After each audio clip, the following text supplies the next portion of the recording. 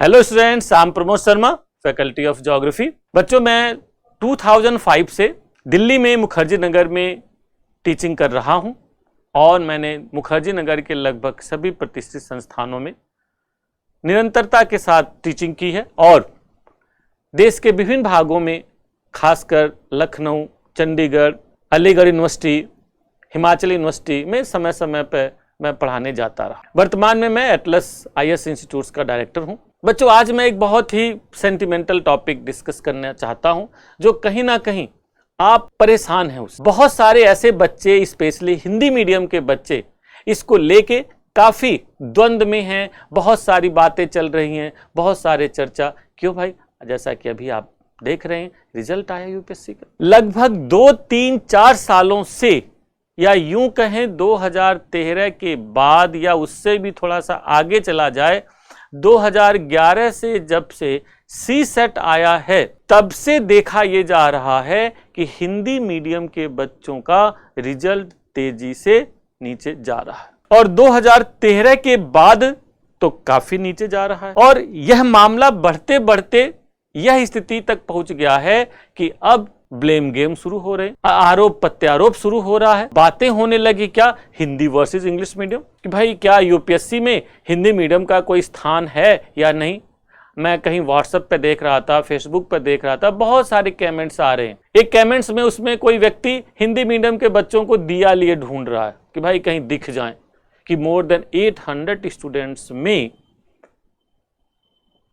मुश्किल से 35 student select हुए, वो भी टॉप 100, टॉप 200, टॉप 300 में। कहीं दूर दूर तक हिंदी मीडियम का कोई स्टूडेंट ही नहीं है। ये सोचने वाली बात है। अब इस मुद्दे को लेके बहुत सारे लोग अपने अपने विचार प्रस्तुत कर रहे हैं। कुछ लोगों का मानना है भाई यूपीएससी बच्चों के साथ पार्शियलिटी कर रही है, हिंदी मीडियम के बच्चों को सेलेक्ट ही नहीं करना चाहती। व्हाट्सएप पे कहीं लिखा हुआ था कि भाई शीघ्र ही यूपीएससी हिंदी मीडियम पेपर बंद करने जा रही है। एक मतलब मजाक मजाक में कोई लिखा हुआ कि अब बच्चे सेलेक्ट हो नहीं रहे हैं तो हिंदी मीडियम के रिजल्ट को हिंदी मीडियम को खत्म किया जा रहा है।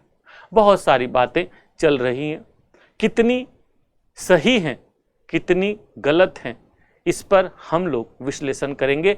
अगला जो 5, 10, 15 मिनट का टाइम है, जरूर आपकी आंख को खोलेगा कि आखिर क्या बात है, कि कहीं ना कहीं कुछ प्रॉब्लम है, कुछ तो बात है इस फंसाने में। और जुबान पे आते ही मशहूर हो गए जमाने में। यानी जो हिंदी मीडियम का रिजल्ट, जो यूपीएससी का रिजल्ट आता है, तुरंत Hindi medium versus English medium शुरू हो जाता है। बहुत सारे, यहां तक कि अब तो मैं देख रहा हूं टीवी चैनल पे पैनलिस्ट बैठ रहे हैं, बहुत सारे टीचर अपने अपने विचार देते रहते हैं। बच्चों, मैं बहुत ही जिम्मेदारी के साथ आज अपने विचार कुछ आप लोगों के सम्मुख रखना चाहता हूं। आप सहमत हों या ना हों, ये आपका मुद्दा है, परंतु बात में बहुत ही निरपेक्षता के साथ, बहुत ही स्पष्टता के साथ और बहुत ही ऑब्जेक्टिविटी के साथ ये बातें मैं कुछ रखना चाहूंगा, जहां पर आपको कभी सोचना चाहिए और विचार करना चाहिए और उसके अनुसार अपनी तैयारी हिंदी मीडियम के दृष्टि से करना चाहिए। बच्चों, मैं जैसा कि मैंने आपको बताया 2005 से टीचिंग फील्ड में हूं और मैं Hindi medium and English medium दोनों मीडियम में पढ़ाता हूं। तो दोनों तरह के बच्चों के मनोविज्ञान को देखते हुए मैं ये विश्लेषण आपके सामने रख रहा हूं हिंदी में। बच्चों, यहां पे जब बात आती है कि आखिर हिंदी मीडियम का गिरता रिजल्ट क्या कारण है, जब मुद्दे पर हम लोग बात करते हैं तो हमें कुछ मुद्दों पर सबसे पहले विचार करना चाहिए। यदि हिंदी मीडियम में रिजल्ट कम आ रहा है, खासकर 2011 के बाद जब से सी सेट इंट्रोड्यूस हुआ, तब से ये रिजल्ट तेजी से नीचे की ओर जा रहा है। आखिर क्यों? और विशेष रूप से 2013 से जब से सिलेबस चेंज हुआ है, मेंस के पाठ्यक्रम में भारी बदलाव आया है, तब से तो और भी कम। और ये मामला बढ़ते बढ़ते तब से अब हिंदी वर्सेस इंग्लिश के रूप में देखा जाने लगा, जो मैं मानता हूं कतई गलत है। ऐसा नहीं होना चाहिए, नहीं होना चाहिए। यहां पे विचार करने वाली बात है।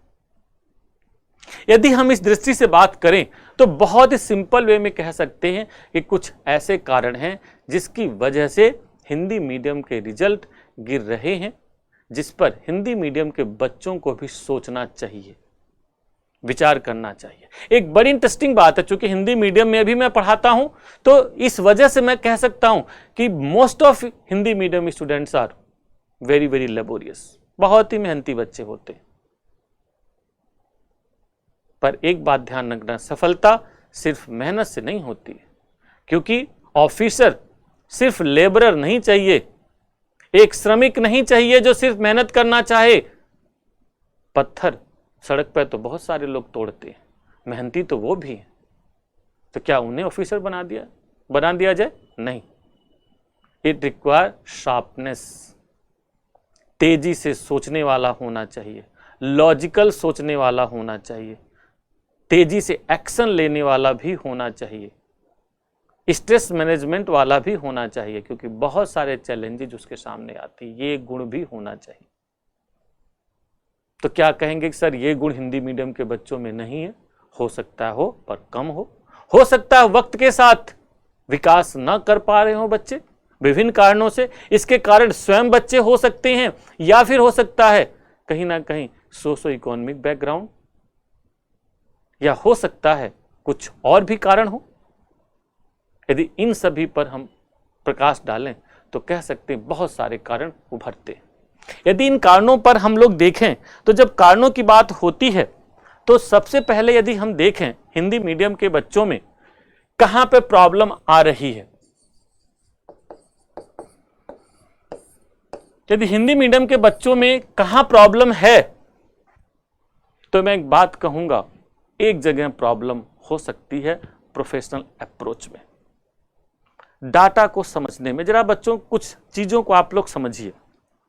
हिंदी मीडियम की बेल्ट कहां पर है? हिंदी मीडियम विशेष रूप से बिहार, उत्तर प्रदेश, मध्य प्रदेश, झारखंड, उत्तर प्रदेश, पंजाब, राजस्थान, हरियाणा, हिमाचल प्रदेश, उत्तराखंड, ये यानी कि उत्तर भारत के इन राज्यों में ज्यादातर बच्चे हिंदी मीडियम रखते हैं। बाकी रिमेनिंग पार्ट ऑफ इंडिया सभी बाकी बच्चे इंग्लिश मीडियम के स्टूडेंट्स होते हैं। विंध्यन के साउथ में जाओगे तो सभी बच्चे इंग्लिश मीडियम के ही होंगे। और इंटरेस्टिंग बात है, जो हिंदी मीडियम हिंदी बेल्ट है उसमें भी बहुत सारे बच्चे, काफी बच्चे हिंदी मीडियम के नहीं होते, वो इंग्लिश मीडियम के होते हैं। यानी कि ओवरऑल देखा जाए सिंपल वे में तो इंग्लिश मीडियम के बच्चे सबसे ज्यादा आप लोगों को बैठते हुए दिखाई देंगे। भाई हिंदी मीडियम के स्टूडेंट्स की संख्या इंग्लिश मीडियम के स्टूडेंट्स के बच्चों की संख्या की तुलना में आपको कम मिलेगी, शुरुआती दौर में ही आपको दिखाई दे जाएगा।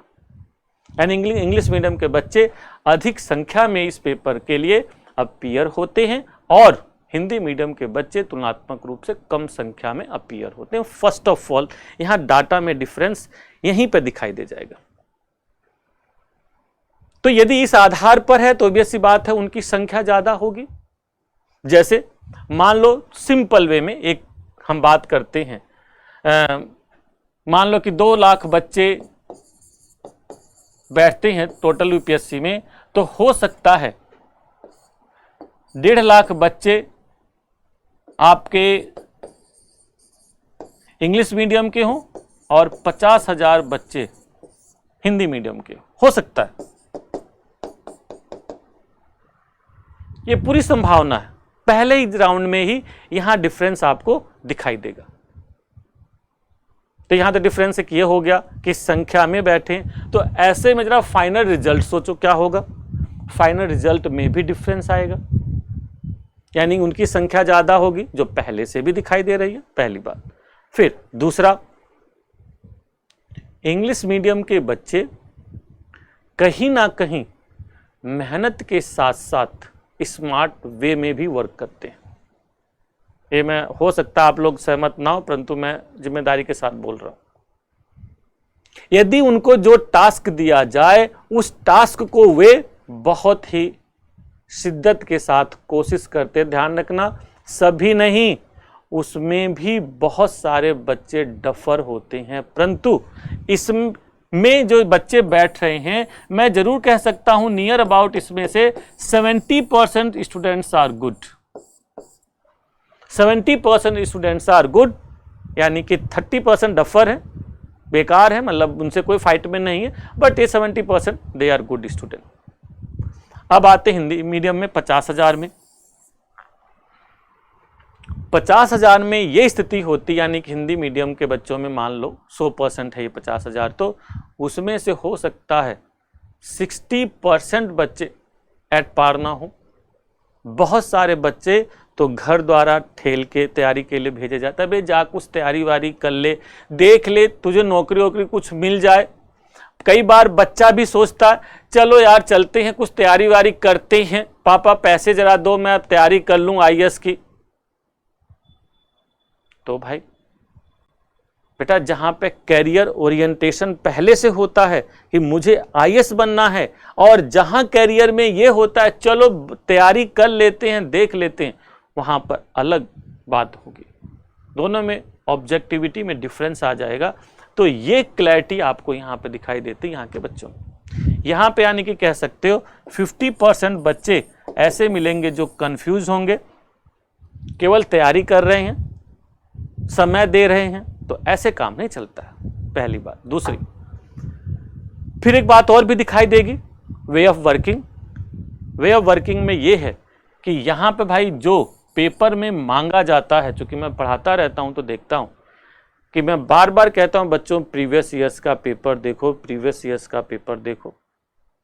ये बच्चे तुरंत फॉलो करते हैं, सबसे पहले अपने टूल्स जमा करते हैं कि हाँ भाई हमें तैयारी में चाहिए क्या क्या, तो प्रीवियस ईयर्स पेपर, सिलेबस, ये वो बुक्स, वो सारे टूल्स इकट्ठा करेंगे। और जब टूल्स इकट्ठा हो जाएगा तो यानी कि अब काम करना आसान हो जाएगा ना। यहाँ पे बच्चे को कहते रहो कि बेटा प्रीवियस ईयर्स पेपर देख रहे हो, सर देख लूंगा, खरीद लूंगा, तो कैसे होगा भाई। तो यहां पर काम करने की स्टाइल में भी अंतर आ जाता है, और अप्रोच में अंतर आ जाता है, सोच में अंतर आ जाता है। फिर एक बात और, अपनी सोशो इकोनॉमिक कंडीशन के कारण हिंदी मीडियम के बच्चे, जैसे बहुत सारे ज़्यादातर लोअर इकोनॉमिक बैकग्राउंड से आते हैं, लोअर सोशियो बैकग्राउंड से आते हैं, तो कई बार बच्चों में ये रहता है कि जल्दी से जल्दी एक नौकरी मिल जाए। इस चक्कर में इस एरिया के जितने भी पेपर होते हैं, यूपी PCS के, BPSC के, यहां तक कि RO के, B.Ed के, आप विश्वास करो मेरे बहुत सारे स्टूडेंट्स ऐसे जो B.Ed भी कर रहे हैं या UPSC भी दे रहे हैं। हर साल अपीयर होती है UPSC में, क्योंकि अटेम्प्ट की कोई प्रॉब्लम है नहीं। तो बेटा ऐसे थोड़ा ना निकलेगा ना। आप RO के भी पेपर दोगे, B.Ed के भी दोगे, है ना, बेसिक शिक्षा, बेसिक कोई और एग्जामिनेशन निकल गया वो भी दोगे, तो ऐसे नहीं होता है भाई। इट रिक्वायर हार्ड वर्क, मेहनत करनी पड़ती है, ऑब्जेक्टिविटी लानी पड़ती है। यस, मुझे ये काम करना, फोकस्ड होके करना पड़ता है। जब आप फोकस्ड होंगे अपने काम के लिए, अपने उद्देश्यों के लिए, तब सफलता की संभावना प्रबल होती है। देखो आप देखिए, अपने यहाँ साहित्य में बोला जाता है ना, अर्जुन दृष्टि। आखिर द्रोणाचार्य ने अर्जुन से पूछा क्या दिखाई दे रहा है आपको, तो अर्जुन ने सिर्फ कहा मछली की आंख दिखाई दे रही, इसके अलावा कुछ नहीं। उसी में बहुत सारे जो चेले चपाटे थे उनको खुश करने के लिए, गुरुजी मुझे मछली दिखाई दे रही है और आपका चरण दिखाई दे रहा है। कोई बोला गुरुजी मुझे मछली दिखाई दे रही है तो और आपका चरण भी दिखाई दे रहा है। अरे ऐसे कैसे भाई, जब आप लड़ने जा रहे हो तो फिर एक चीज दिखाई देना चाहिए, वो दुश्मन मछली की आंख, वही दिखाई देनी चाहिए, सफलता, इसके अलावा कुछ नहीं।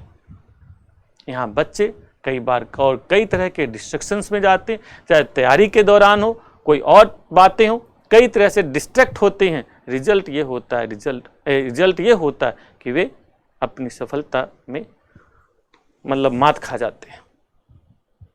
ये यहाँ पे कुछ समझने वाली बातें हैं। फिर तीसरी बात, अप्रोच में ही देखो, जैसे मैं अनुभव करता हूं, या आप लोग सहमत हों या ना हो तो मैं कह नहीं सकता, क्योंकि मैं टेस्ट पेपर ऑर्गेनाइज करता रहता हूं। मैं यहाँ पे बत्रा पर स्पेशली टेस्ट सीरीज के लिए मेरे काफ़ी लोग बच्चे जानते हैं, याद करते हैं।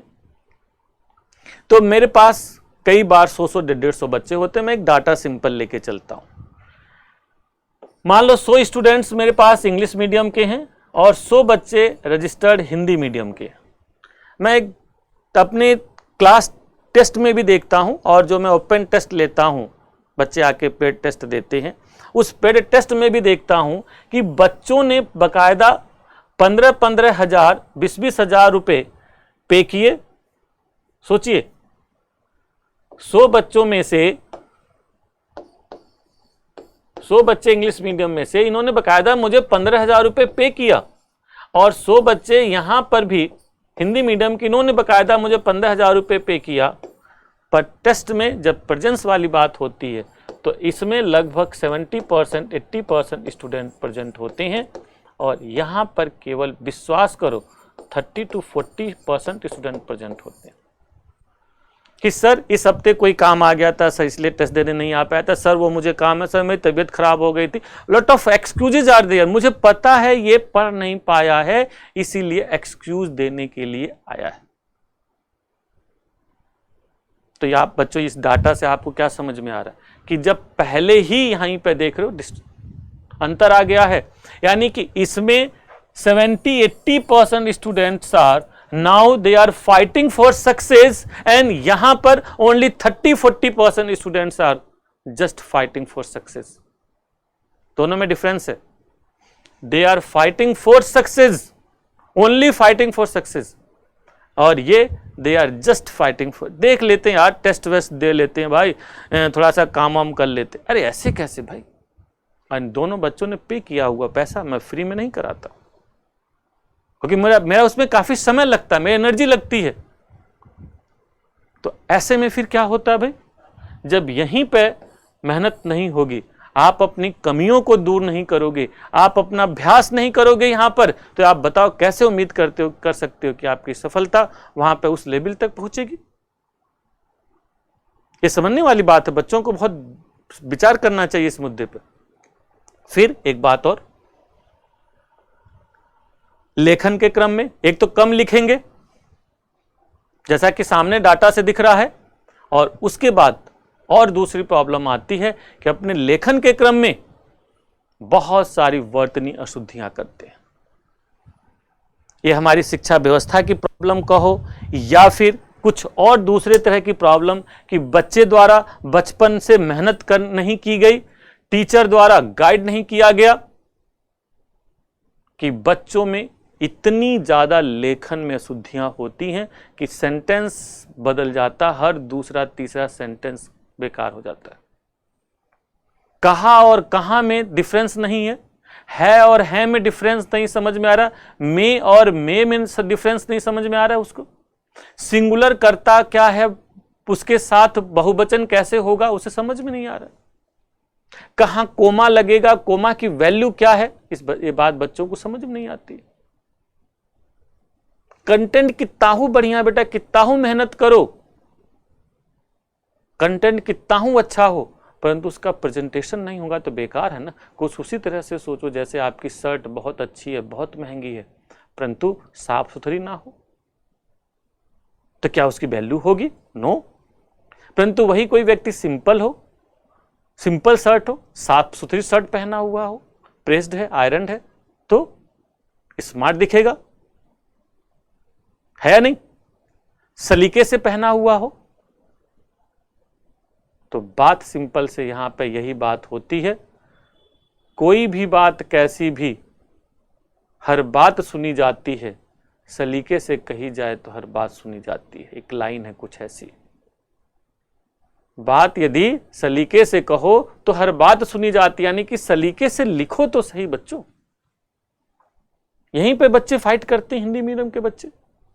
तो ये कुछ बच्चों में विद इन प्रॉब्लम है, विद इन द प्रॉब्लम।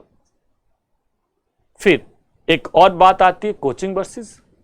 कई बार बच्चे कोचिंग को ही मान लेते हैं, कोचिंग करने का मतलब है सफलता हो जाएगी, अब हम सफल हो जाएंगे ना। कोचिंग बेटा एक माध्यम है, देखो ये मैं बहुत जिम्मेदारी के साथ बोल रहा हूं। कोचिंग एक माध्यम है, उस माध्यम के द्वारा आप अपनी सफलता को सिंप्लीफाई कर सकते, इजी वे में कर सकते। आपको अंततः खुद लड़ना है, खुद मेहनत करनी है। मैं यहां पे केवल रास्ता दिखाऊंगा, अभ्यास आपको करना होगा। तो कई बार बहुत सारी कोचिंग केवल पढ़ाने के काम में लगी हुई है, कोई लिखवाता नहीं है, ना बच्चे लिखते हैं। तो बेटा आप लोग थोड़ा लिखने का काम करो, मेहनत के साथ निरंतर लेखन का काम करो। और एक बात और कहूंगा, एटीट्यूडनल बात है, जीतने का जज्बा आप अपने अंदर, खासकर हिंदी मीडियम के बच्चों में कई बार मैं देखता हूं, विभिन्न कारणों से, जो भी सामाजिक आर्थिक कारण हो, वो आग ना, वो पानी की आग को कई बार नहीं होती, और जिन बच्चों में होती है वो सफलता प्राप्त करते हैं। इसका प्रमाण है इसी साल 662 रैंक पर सिलेक्ट हुआ मेरा स्टूडेंट सुनील धनवंते। पिछले साल भी सिलेक्ट हुआ, 697 रैंक पे आया था, और इस साल भी आया 662 रैंक पर। और जिस हम्बल बैकग्राउंड से बच्चा है बेटा, आप लोग सोच नहीं सकते हो, जिस हम्बल बैकग्राउंड से वो लड़का है, पर उसके लिए उसने जीवन में कभी हर्डल नहीं माना है, उस सभी चीजों को उसने पॉजिटिवली डील किया है। कई चीजें मैं डिस्कस नहीं कर सकता हूं, उसके बावजूद वो व्यक्ति कभी भी अपने को हर्डल में नहीं माना, कोई समस्या उसके सामने नहीं रही, एंड ही गॉट सिलेक्शन। देखिएगा इस साल यदि रैंक उसकी नहीं है, अगली साल लगेगी। बच्चा लगा हुआ है, मेहनत कर रहा है। तो जज्बा होना चाहिए जीतने का। जो बच्चे इसी बार भी 35 बच्चे जो सिलेक्ट हुए हैं, मानना पड़ेगा उन बच्चों में आग थी, आग है, तब वो सफलता प्राप्त की। वो आग बेटा बढ़ाओ, पैदा करो, अपने अंदर धधकाओ आग, देखो सफलता मिलेगी। बच्चे वो आग ही नहीं धधका पाते हैं जिससे जला दें सारी चीजों को, मतलब जो भी बाधाएं हो, जो आपके सामने बाधा आ रही, उस आग से जला दो सब बाधा, आपको सफलता मिलेगी। वो जज्बा जरूरी है। तो यहां पे भाई उसका भी डिफरेंस है। तो ऐसे जो बहुत सारे डिफरेंसेस हैं, इन डिफरेंसेस के बेस पर हिंदी मीडियम के बच्चों में प्रॉब्लम आ रही है। यानी कुछ समस्याएं कोचिंग्स की भी हैं, कुछ समस्याएं विद इन, हाँ कुछ एक समस्याएं यूपीएससी से भी हैं। जैसे चेंजिंग सिनारियो में कई बार ये कहा जाता है कि भाई यूपीएससी के जो ये होते हैं, अनुवाद होता है, अनुवाद प्रॉपर नहीं, हाँ कहीं कहीं प्रॉब्लम है, परंतु ऐसा नहीं है कि वो बहुत बड़ी बाधा है ना, वो बहुत बड़ी बाधा नहीं है। बच्चे उसको दूर कर सकते हैं, 2-3 बार पढ़ो और उधर इंग्लिश में पढ़ो। सिंपल सी बात है, इसलिए दोनों लैंग्वेज में पेपर दिया जाता है ना, हिंदी और इंग्लिश दोनों में। आप इंग्लिश वाला भी पढ़ो यार, आप ऑल इंडिया सर्विसेज की तैयारी कर रहे हो तो भी ऐसी बात, इतनी इंग्लिश तो आनी चाहिए, उसमें कौन सी बात है। और सफलता में एक बहुत बड़ी प्रॉब्लम बच्चा और दूसरे अर्थों में स्वयं है, प्रीलिम्स में ही ज्यादातर बच्चे फेल हो जाते हैं। प्रीलिम्स में ही बहुत सारे बच्चे फेल हो जाते हैं कि वे जो एप्टीट्यूड वाला पेपर है, सेकंड पेपर है, उसको एट पार नहीं लेते हैं। पहले क्या था कि भाई जैसे 11 में जब इंट्रोड्यूस हुआ तो उन समय बच्चों का कहना था, अरे भाई इंग्लिश मीडियम के बच्चे नेचुरल एडवांटेज ले जाते हैं। चलिए भाई मान लेते हैं, कुछ हद तक बात सही थी, बट 2014 के बाद तो उसको खत्म कर दिया गया ना। यदि खत्म कर दिया गया तो फिर क्या प्रॉब्लम यहां शुरू हुई कि बच्चों ने उसे इजी मान लिया। पहले या तो बहुत टफ मान लिया था और उसके बाद इजी मान लिया, तो बड़ी संख्या में हिंदी मीडियम के बच्चे आपके एप्टीट्यूड के पेपर में इसलिए फेल हो जाते हैं कि उस पर ढंग से ध्यान नहीं देते। मेरे बहुत सारे स्टूडेंट ऐसे हैं जो इस समस्या से ग्रसित रहे हैं और असफल। तो बच्चों उस पर प्रीलिम्स में पे ध्यान दीजिए आप लोग, और वहां पे उस हर्डल को देखिए, और फिर मेंस में मेहनत आप करते हैं। प्रॉब्लम फिर आती है कि लैंग्वेज में बहुत सारे बच्चे फेल हो जाते हैं। जो लैंग्वेज का 2 पेपर होता है आपका, हिंदी का और इंग्लिश का, इंग्लिश में बहुत सारे हिंदी मीडियम के बच्चे फेल हो जाते हैं। ऐसा नहीं है बहुत टफ पेपर है, जब इतना कुछ पढ़ लेते हो तो इस पर क्यों नहीं काम करते? इस पर भी कुछ काम करिए ना। यहां पर बच्चे काम नहीं करते। मैं देखता हूं कई बार जब पेपर सामने आता है तो लैंग्वेज का पेपर पढ़ने बैठते हैं, बड़े मुश्किल से प्रीलिम्स निकला और जब मेंस की बात आती है तो पता चला कि वो बैठे हुए हैं इंग्लिश के पेपर को सॉल्व करने में, या छोड़ देते, अरे देख लेंगे यार। अरे देख कैसे लोगे जब कंटिन्यूअस नहीं लिखोगे जिस लैंग्वेज को, तो वहां पे हाथ नहीं चलेगा, प्रॉपर स्पेलिंग नहीं बनेगी, स्पेलिंग मिस्टेक्स आएंगी बार बार, स्पीड नहीं बनेगी। तो उस पर ध्यान देना जरूर है। कई बार तो आप लोग विश्वास करो, मैं यहां तक देखा हूं हिंदी मीडियम के बच्चे हिंदी में फेल हो जाते हैं लैंग्वेज में, क्योंकि लैंग्वेज का पेपर एक अच्छा पेपर होता है, ग्रामर पूछी जाती है, कई सारी और चीजें पूछी जाती हैं, उसको देखिए आप लोग, तो उसमें एक मेहनत की जरूरत होती है। तो बच्चों यहां पर भी ध्यान दीजिए, इसलिए हिंदी मीडियम का रिजल्ट गड़बड़ हो रहा है। क्या कि बच्चा कई बार पेपर की गहराई को नहीं समझ पा रहा है, उतनी उस लेवल की स्मार्ट वर्क नहीं कर पा रहा है, फाइटिंग का जज्बा लेकर आगे नहीं बढ़ पा रहा है। जैसा वो डाटा मैंने अभी बताया था कि फाइटिंग के जज्बे, लड़िए, टेस्ट में आइए, लड़ो, लिखो, तब जीतोगे, तब संभावना बनती है। और जब लड़ोगे तब अगला स्टेप होता है जीतने का जज्बा, वो बहुत जरूरी है। तो इस तरह से कुछ मुद्दों पर आप लोग काम करिए, उनको आगे बढ़ाइए, देखिए सफलता मिलेगी। यहां पर कहीं कोई यूपीएससी बाधा नहीं है my child, no one is any kind of hurdle, problem with in us. और एक और भी कह सकते हो, चेंजिंग सिनारियो में देखा जा रहा है बहुत सारे इंजीनियरिंग बैकग्राउंड के बच्चे आ रहे हैं, मेडिकल ग्राउंड के बच्चे आ रहे हैं। जरा सोचिए, जो बच्चा आईआईटी का आ रहा, मैं संकल्प आरकेपुरम इंटरव्यू लेने जाता रहता हूं, तो मैं इंटरव्यू जब लेता हूं तो मैं सरप्राइज हो जाता हूं कि कई बार 70% तक, 80% तक जो डेफ आता है उसमें इंजीनियरिंग बैकग्राउंड के बच्चे होते हैं या मेडिकल बैकग्राउंड के, एमबीबीएस हैं बच्चे, यहां तक कि एमडी भी एक आध बार मिल जाते हैं। आईआईटी थोक के भाव मिलते हैं, एनआईटी वाले बच्चे खूब मिलते हैं। तो आप सोचिए, जो बच्चा आईआईटी वाला है, जो 12वीं में ही एक बड़ी देश का एक बड़ा एग्जाम निकाल चुका है, अपने कैरियर को लेके इतना सचेत रहा है, तो बेटा आपसे तो कहीं ना कहीं एडवांटेजियस है कि जब हो सकता आप 12वीं में गिल्ली बल्ला खेल रहे होगे, तो वो व्यक्ति उस समय अपने कैरियर की सोच रहा होगा, तो एडवांटेजियस है भाई, ये तो एक्सेप्ट करना पड़ेगा ना। ये यहाँ पे कुछ बातें हैं जिन पर हमें निरपेक्षता के साथ सोचना चाहिए। वो लड़का जो पहले से काम कर रहा है, ऑब्वियस सी बात है वो एडवांटेजियस है। तो आपकी फाइट, जो सामान्य बच्चे हैं, ह्यूमैनिटीज के बच्चे कई बार उतने सीरियसनेस के साथ तैयारी, उनकी स्कूलिंग नहीं हुई होती है, या फिर यहाँ पे सामान्य ह्यूमैनिटीज के सब्जेक्ट के साथ सामान्य रूप से लगे हुए हैं, स्ट्रेटेजिकली तैयारी नहीं कर रहे हैं, उन बच्चों के साथ compete नहीं कर पाते, उनका नेचुरल कुछ एडवांटेजेस कंडीशन है। तो यहां पर भी डिफरेंस आ जाता है। ऐसे कुछ मुद्दे हैं जिन पर हमें विचार करना चाहिए।